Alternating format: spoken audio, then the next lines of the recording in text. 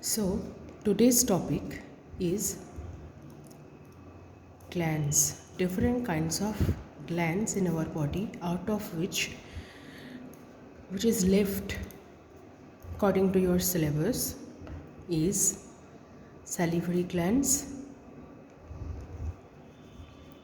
and some of the endocrinal glands, right?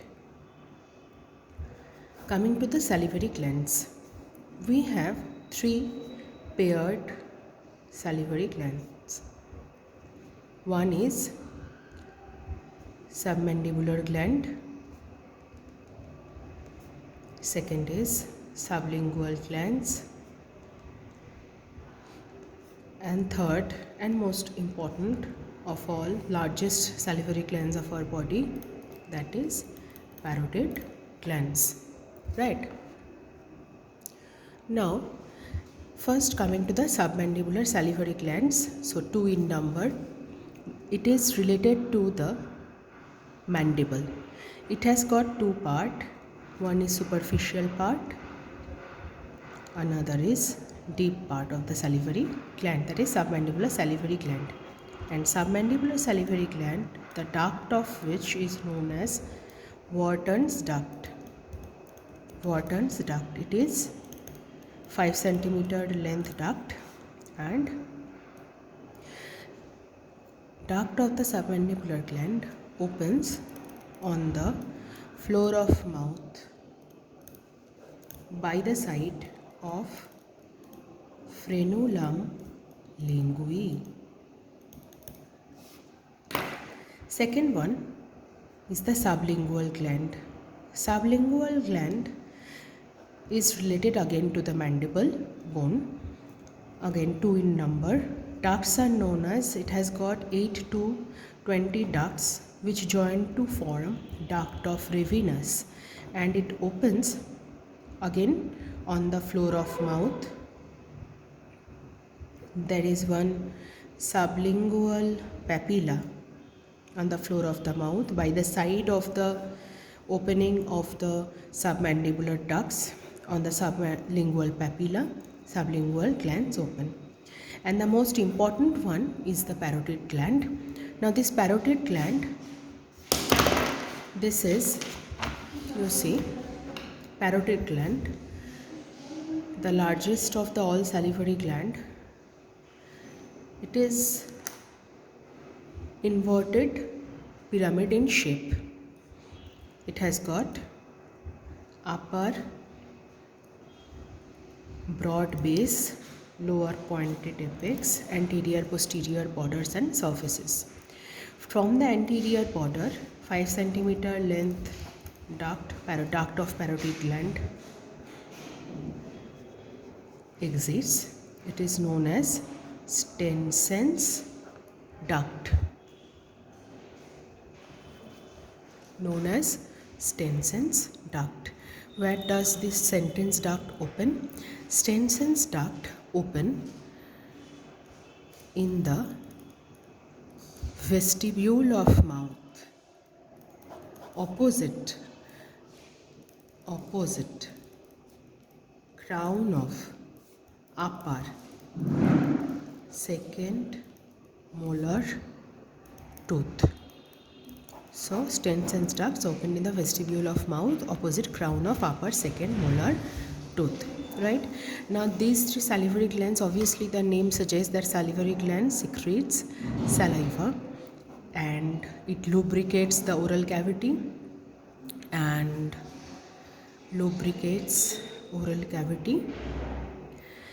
also it lubricates hard food which we take, right? Now coming to the endocrinal glands, out of which we have to know about thyroid gland, parathyroid gland, adrenal gland, and the most important, which is also known as master gland of our body, that is pituitary gland. Now first coming to the thyroid and the parathyroid gland. Achha. Thyroid gland, we have one thyroid gland in our body. That thyroid gland has got main three parts. One is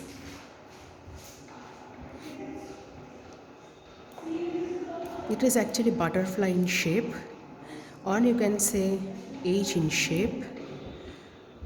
It has got two lobes of the gland. The thyroid gland has got two lobes, lateral lobes, and they are connected centrally by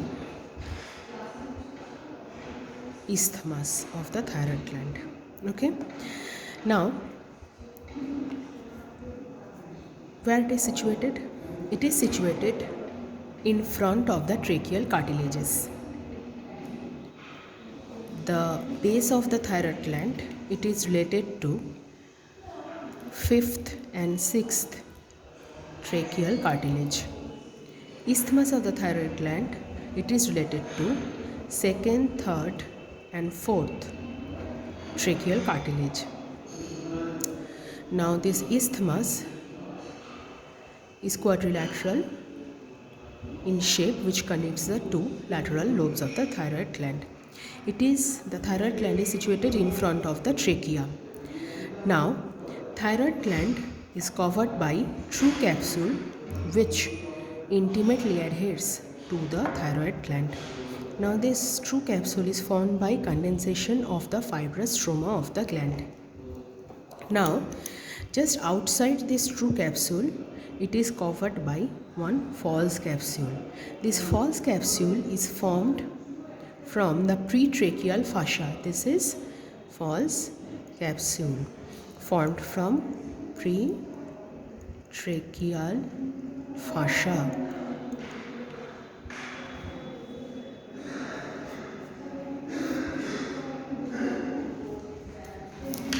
It is formed from pretracheal fascia.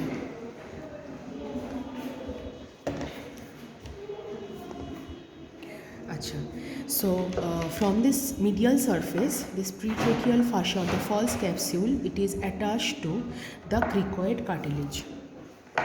This is the cricoid cartilage. So from this pretracheal fascia, false capsule, this false capsule is attached to the cricoid cartilage by one ligament, which is known as ligament of Berry. This ligament of Berry, this attachment to the cricoid cartilage with the thyroid gland, it helps the thyroid gland to move up and down during deglutition. So it moves up and down during deglutition. Okay. So now, as you know, that thyroid gland is endocrinal gland. What it secretes? It secretes T3 and T4. Why do we need T3, T4? It regulates the metabolism of our body. It regulates heat. It regulates carbohydrate protein metabolism. It helps in the awakening of our body. Due to lack of the thyroid hormones, we feel lethargic, we feel weak in hypothyroidism. So T3, T4 enters into each cell of our body and increase metabolism. Right. Now coming to the parathyroid gland. Parathyroid gland, these are 2 to 4 in number.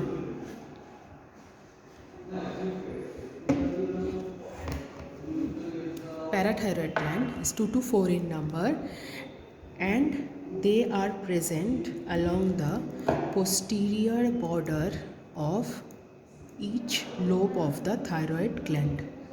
Okay, they are very small rounded glands, and this parathyroid gland secretes parathormone.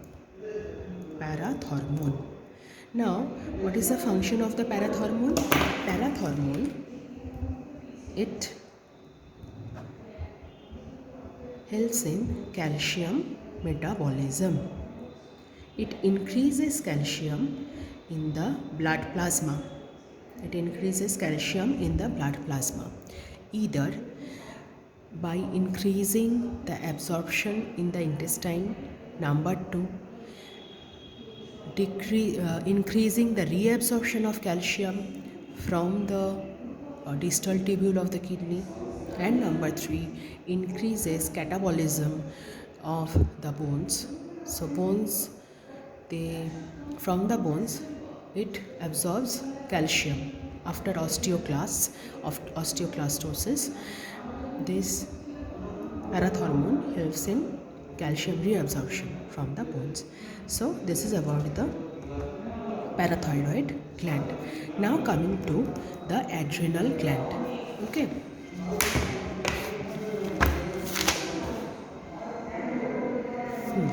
Now adrenal gland.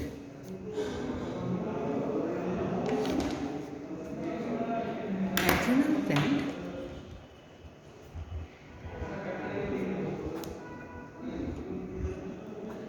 they are 2 in number. One right, one is left adrenal gland. Both of these adrenal glands are also known as suprarenal glands, related to the upper pole of the kidneys. Right adrenal gland, it is pyramidal in shape, and left one is semilunar in shape. Each of these adrenal glands consist of outer cortex and inner medulla. Now, outer cortex and inner medulla. Medulla, it secretes epinephrine and norepinephrine, are also known as noradrenaline. Outer cortex, it is divided into 3 zones: zona glomerulosa, zona fasciculata, and zona reticularis. Zona glomerulosa, it secretes mineralocorticoid. Mineralocorticoids needed for sodium potassium metabolism of our body. Then we get the zona fasciculata. Zona fasciculata, it produces glucocorticoids, which is needed for protein and carbohydrate metabolism of our body. Then we get the zona reticularis. Zona reticularis, it produces sex steroids, means androgen and estrogen. And as you know, this androgen and estrogen helps in the development of our secondary sexual characters. In androgen for male, estrogen for female. Okay. Now coming to the last part, which is the pituitary gland. Pituitary gland, it is 1 in number. Pituitary gland is one ovoid large gland which is attached to the floor of the third ventricle by one stalk, which is known as infundibulum. And this pituitary gland is present, this gland proper, it is hanged from the third ventricle by infundibulum, but it is actually the gland proper. It is present on the body of the sphenoid. Body of sphenoid. We have hypophyseal fossa. Hypophyseal fossa.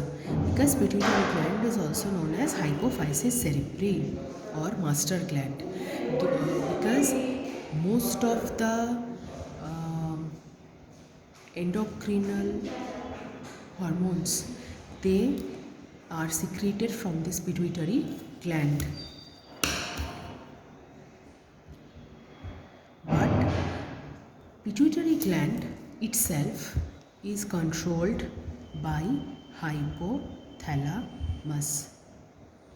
Now coming to the parts of the pituitary gland. It has got anterior lobe, it has got posterior lobe.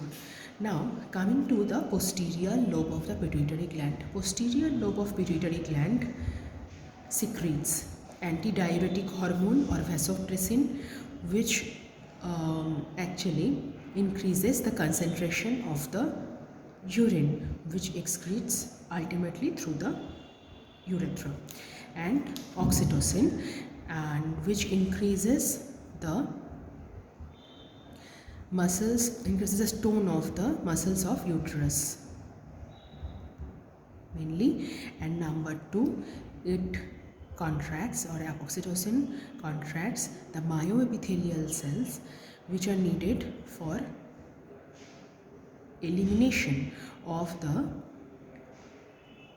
milk from mother. Oxytocin. Coming to the anterior lobe of the thyroid gland. Now this anterior lobe of the thyroid gland, it secretes so many hormones. Like first one is the growth hormone. Growth hormone, as you know, that it helps in our growth. So if it increases, the growth hormone increases, the growth of the person increases, and excessive will cause gigantism. And if there is absence of this growth hormone, then there will be shortening of the person. Okay, now coming to the prolactin. Prolactin is the next hormone which is secreted from the anterior lobe of the pituitary gland. Now this prolactin helps in the secretion of milk. Next hormone is ACTH. ACTH means adrenocorticotropic hormone, means it increases function of the adrenal cortex, adrenocorticotropic hormone. Next is thyrotropic hormone. Thyrotropic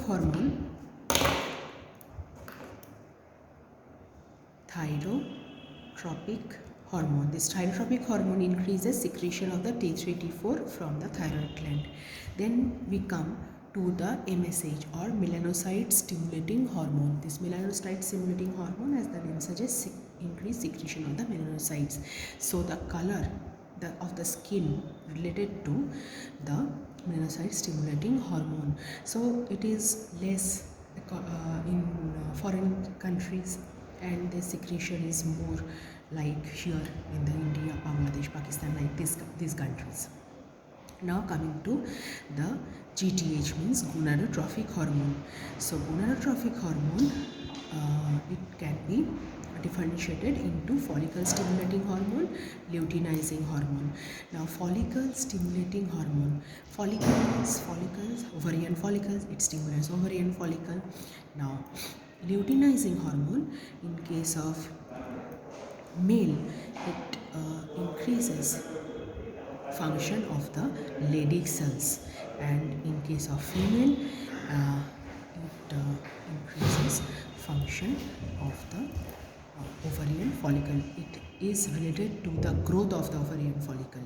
And luteinizing hormone, in case of male, is related to the increase in the secretion of the interstitial cells of Leydig, which secretes testosterone. Okay, so this is about the glands of our body.